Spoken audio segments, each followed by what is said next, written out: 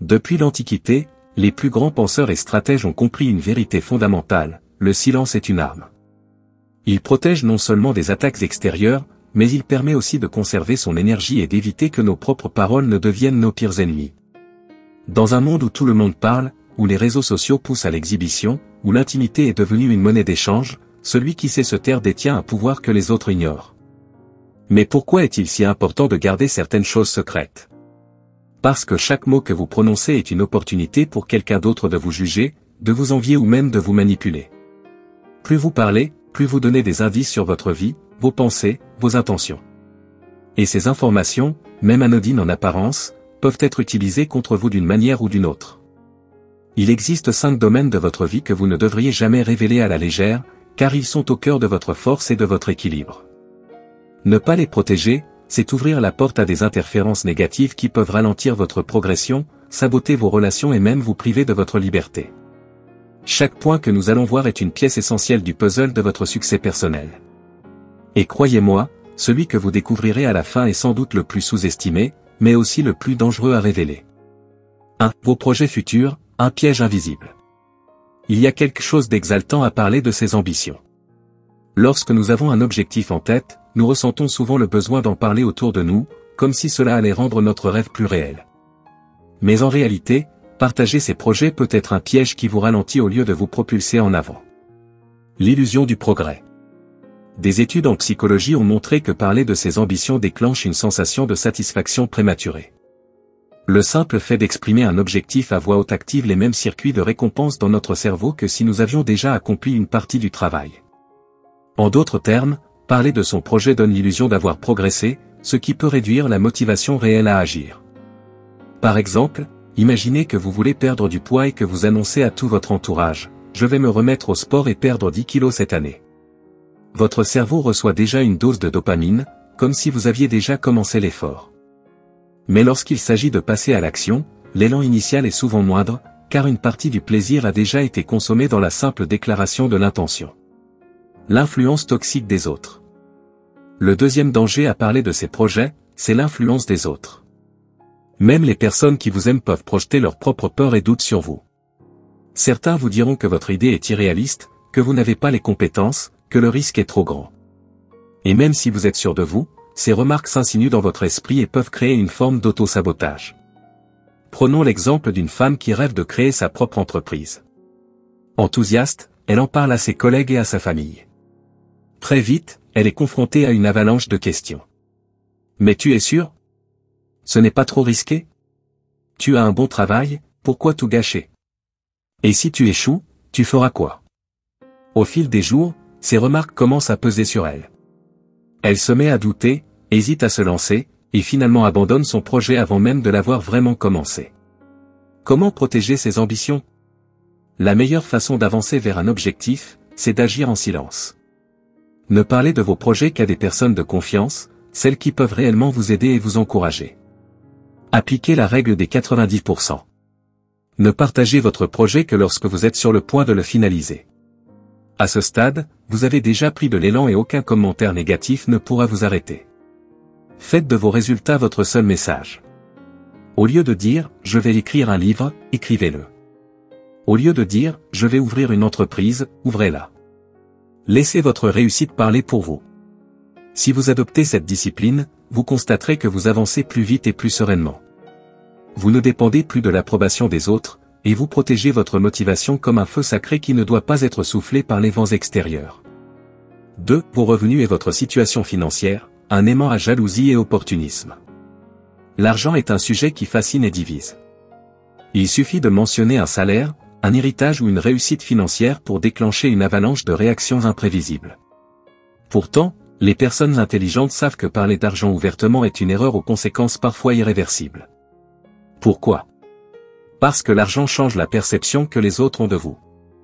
Et cette perception peut se retourner contre vous de plusieurs manières, par la jalousie, l'opportunisme, ou même des attentes irréalistes. L'argent et la jalousie, un poison social. Dès que les autres connaissent votre niveau de revenu, leur regard sur vous change, souvent inconsciemment. Si vous gagnez bien votre vie, certains vont vous envier, parfois en silence, parfois de manière plus sournoise. Les succès financiers attirent les critiques autant que l'admiration. Prenons l'exemple d'un homme qui, après des années de travail acharné, parvient à se hisser à un bon niveau de vie. Fièrement, il partage sa réussite avec ses amis et sa famille. Mais au lieu de se réjouir pour lui, certains commencent à murmurer. Il a eu de la chance, ce n'est pas mérité. Pourquoi lui et pas moi? Il doit sûrement arnaquer les gens pour gagner autant. Ces pensées, même si elles ne sont pas exprimées directement, créent une distance. Les relations changent, souvent pour le pire. Là où il y avait de l'amitié, il y a maintenant de la comparaison et de l'amertume. L'opportunisme, quand l'argent attire les profiteurs.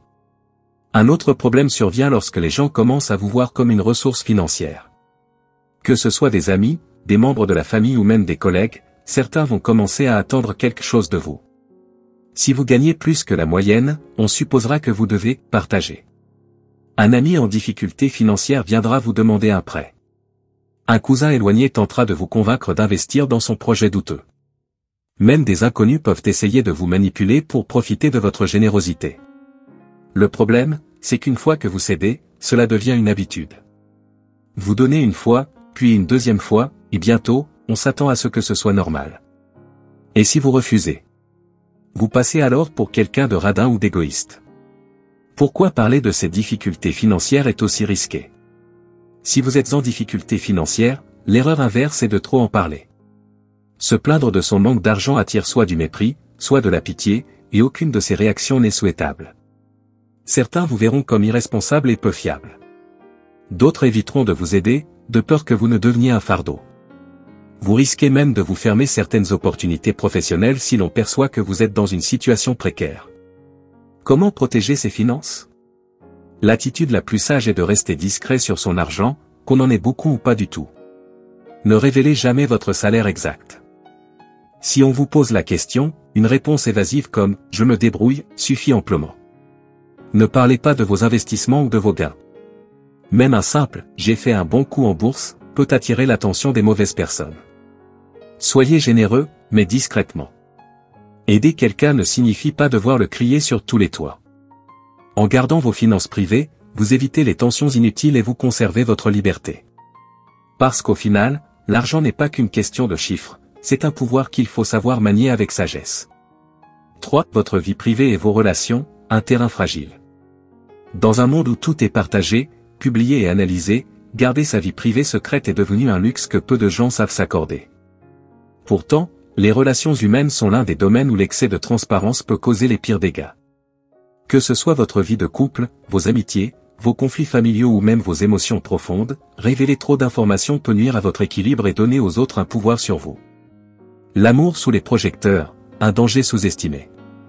Lorsque vous êtes en couple, vous pourriez être tenté de partager chaque détail de votre relation, les moments de bonheur, les cadeaux, les voyages, mais aussi les disputes et les frustrations. Pourtant, exposer votre relation affaiblit son fondement même. Dès que vous parlez de votre couple à des tiers, vous invitez des opinions extérieures qui peuvent influencer, consciemment ou inconsciemment, votre dynamique. Prenons l'exemple d'une femme qui raconte à ses amis chaque désaccord qu'elle a avec son mari. Ses amis, même bien intentionnés, vont forcément donner leur avis. S'ils t'aiment vraiment, ils ne devraient pas faire ça. Moi, à ta place, je ne supporterais pas. Tu mérites mieux, réfléchis bien. Ces phrases s'accumulent et finissent par semer des doutes, parfois là où il n'y en avait pas. Au lieu de résoudre les conflits à deux, le regard extérieur vient modifier la perception du problème. Beaucoup de couples se détruisent à cause d'influences indirectes, simplement parce que trop de monde est impliqué dans leur intimité. Les relations toxiques et les fausses amitiés. Si vous parlez trop de votre vie privée, vous exposez vos faiblesses et donnez aux mauvaises personnes des armes contre vous. Il existe des gens qui se nourrissent des drames des autres.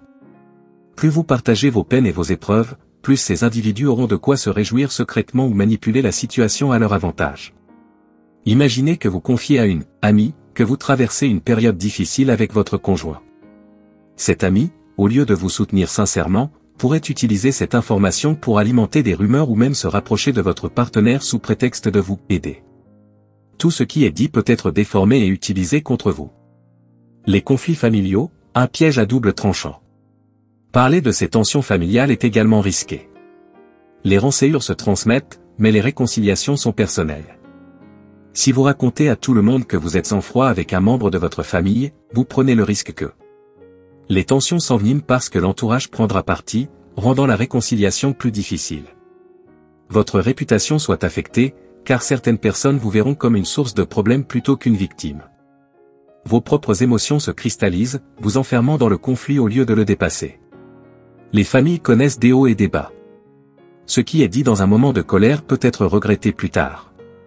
Il est souvent préférable de garder ces désaccords privés, de ne chercher conseil qu'auprès d'une personne neutre et de privilégier la résolution directe. Comment protéger sa vie privée? Ne partagez que l'essentiel. Vos proches n'ont pas besoin de tout savoir sur votre relation ou votre famille. Évitez de publier votre vie amoureuse sur les réseaux. Un couple heureux n'a pas besoin de validation extérieure. Choisissez avec soin à qui vous vous confiez. Si vous avez un problème, parlez-en à une personne de confiance qui ne cherchera ni à juger ni à influencer votre décision. Rappelez-vous que les relations évoluent. Un ennemi d'hier peut être un allié demain. Un ami d'aujourd'hui peut devenir un inconnu plus tard.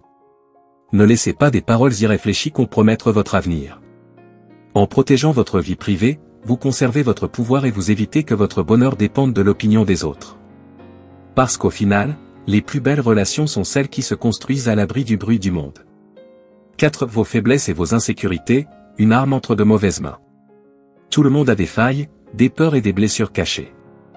Reconnaître ses faiblesses est une preuve d'humilité et de lucidité. Cependant, les exposer aux mauvaises personnes est un acte d'imprudence qui peut vous coûter cher. Dans un monde où la compétition, l'envie et la manipulation existent, révéler ses vulnérabilités revient à donner à d'autres un levier qu'ils pourront utiliser contre vous. L'illusion du soutien, quand la confiance est mal placée. Nous avons tout besoin de nous confier, de partager nos angoisses et nos doutes. Mais la réalité, c'est que tout le monde n'est pas digne de cette confiance. Il y a 3 catégories de personnes à qui vous ne devriez jamais révéler vos faiblesses. Les envieux, ceux qui aimeraient vous voir échouer. Leur façade bienveillante cache souvent une satisfaction secrète à voir vos difficultés. Les manipulateurs, ceux qui utiliseront vos insécurités pour vous contrôler ou vous nuire. Les bavards, ceux qui, sans intention de nuire, répandront vos confidences à d'autres, amplifiant ainsi vos problèmes. Prenons un exemple simple. Vous êtes dans une période de doute professionnel et vous confiez à un collègue, « Je me sens dépassé, j'ai peur de ne pas être à la hauteur. » Que se passe-t-il ensuite? Si cette personne est bienveillante, elle vous encouragera. Si elle est mal intentionnée, elle pourra utiliser cette information pour fragiliser votre position, en parlant de vos doutes à votre supérieur, en vous écartant de certaines opportunités, voire en s'en servant comme un levier de pouvoir sur vous. Dans les moments de vulnérabilité, il est tentant de chercher du réconfort en parlant. Mais il est essentiel de se poser cette question avant de confier quoi que ce soit. Cette personne est-elle vraiment capable de garder cette information pour elle et de m'aider sans en tirer un quelconque bénéfice? Les blessures du passé, une clé qu'il ne faut pas donner à n'importe qui. Nos échecs, nos traumatismes, nos blessures affectives, ce sont des éléments qui nous définissent, mais qui peuvent aussi nous exposer si nous les partageons avec des personnes indignes de confiance. Imaginez que vous avez grandi dans une famille où vous manquiez d'affection. Vous en parlez ouvertement à un partenaire, un ami ou même à un collègue. Si cette personne est toxique, elle peut inconsciemment, ou volontairement, utiliser cette information pour vous manipuler. Un partenaire toxique pourrait en profiter pour créer une dépendance affective. Tu as besoin de moi, personne d'autre ne t'aimera comme moi. Un faux ami pourrait vous rappeler votre passé pour vous rabaisser, tu as toujours été fragile, ce n'est pas étonnant que tu réagisses comme ça. Un collègue opportuniste pourrait l'utiliser pour justifier une faiblesse professionnelle, tu sais, avec ton passé. C'est normal que tu stresses autant. Dans chacun de ces cas, vous perdez du pouvoir sur vous-même en laissant une autre personne contrôler la manière dont votre histoire est interprétée et utilisée. La bonne façon de gérer ses faiblesses. La clé n'est pas d'ignorer ses failles, mais de les gérer intelligemment. Travaillez sur vous-même en silence. Les vraies transformations se font dans l'ombre. Parlez à des personnes de confiance et qualifiées. Si vous avez besoin d'un soutien, privilégiez un mentor, un coach ou une personne qui a déjà prouvé sa loyauté. Transformez vos faiblesses en force. Plutôt que de vous lamenter sur ce qui vous manque, utilisez-le comme un moteur de motivation. Ne vous définissez pas par vos blessures. Vous êtes plus que vos traumatismes et vos échecs. Votre histoire vous appartient, ne la laissez pas entre de mauvaises mains. Se taire sur ses vulnérabilités ne signifie pas les nier. Cela signifie simplement choisir avec soin qui mérite d'en avoir connaissance.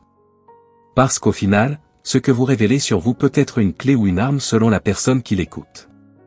5. Vos projets et ambitions, un carburant à préserver. L'un des plus grands pièges qui empêchent les gens de réussir, c'est de parler trop tôt de leurs projets. Une idée naissante est fragile. Une ambition est comme une flamme qui peut être éteinte d'un simple souffle. Les personnes intelligentes savent que le silence est un allié puissant lorsqu'il s'agit de construire son avenir. Pourquoi parler de ces projets est une erreur? Dès que vous partagez un objectif, vous ouvrez la porte à plusieurs dangers. L'effet de satisfaction anticipée, des études ont montré que parler d'un projet avant de l'avoir réalisé donne l'illusion au cerveau qu'il est déjà accompli.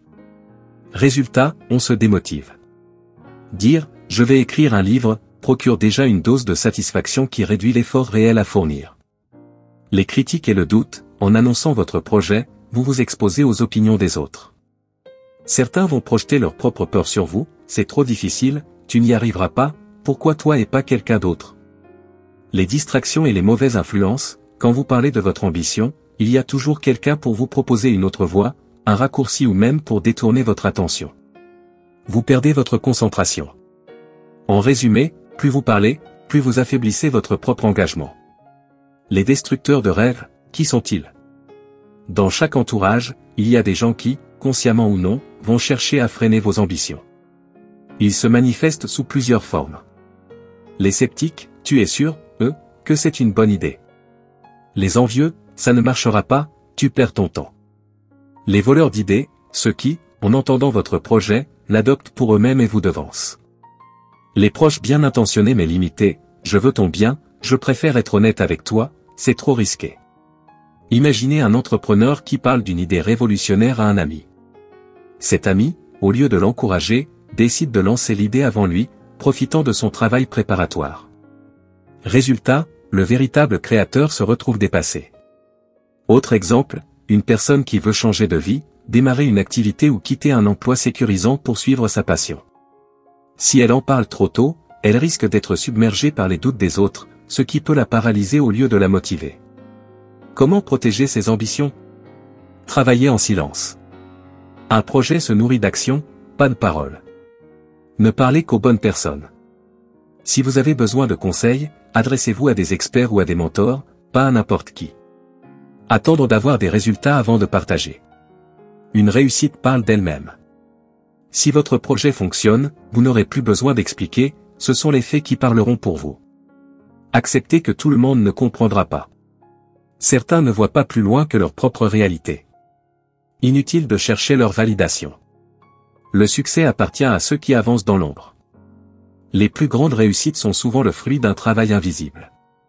Regardez les grands leaders, les inventeurs, les artistes, ils ont construit en silence, loin des regards et des opinions inutiles. Rappelez-vous, un projet qui grandit sans bruit devient une réalité qui fait du bruit.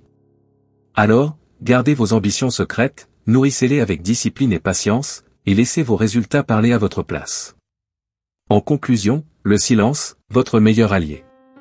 Dans un monde où tout s'expose et se commente, les personnes vraiment intelligentes comprennent que le silence est une force.